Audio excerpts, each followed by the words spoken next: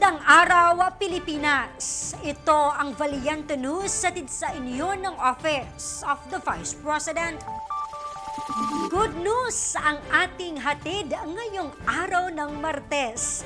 Matapos ang 7 buwan, matagumpay na napalago ng Tugbungan Ayudahan Livelihood Association ng Zamboanga City ang ipinagkaloob na 150,000 pesos na livelihood grant ng OVP sa ilalim ng Magnegosyo Today program.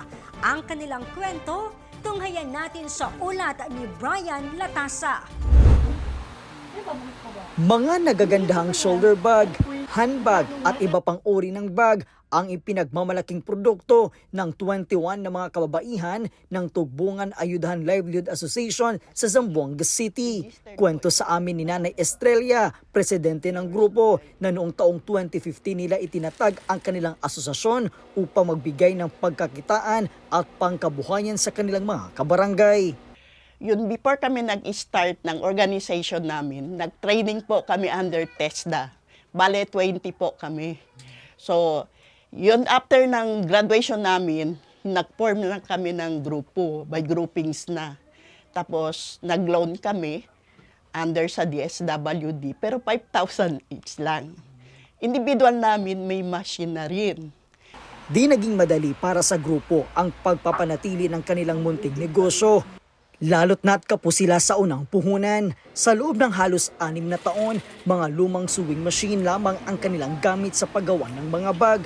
Ngunit nang malaman nila na nagbibigay ng suporta ang tanggapan ng pangalawang Pangulo sa mga maliliit na negosyante sa pamamagitan ng Magnegosyo Today program, dumulog sila sa OVP Western Mindanao Satellite Office at nagsumite ng aplikasyon.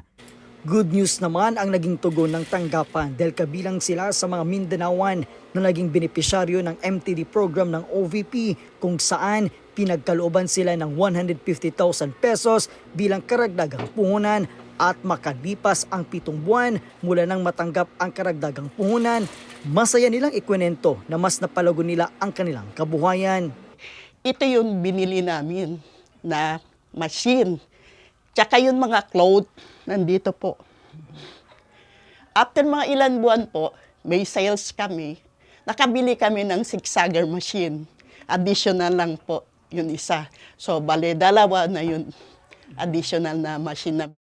Para sa organisasyon, higit pa sa puhunan, panibagong pag-asa at oportunidad ang hatid ng Magnegosyo Today program.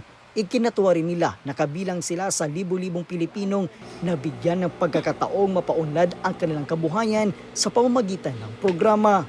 Masaya po kami kasi po, malaking tulong na po yun sa amin. Kasi kami mga ganito yung mga trabaho namin. Malaking tulong na yun po sa amin. Kaya po nagpapasalamat po ako ng malaki. Maraming salamat po sa additional na binigay nyo sa amin ng capital. Tsaka grant lang po, hindi na kami magbayad. Maraming salamat po.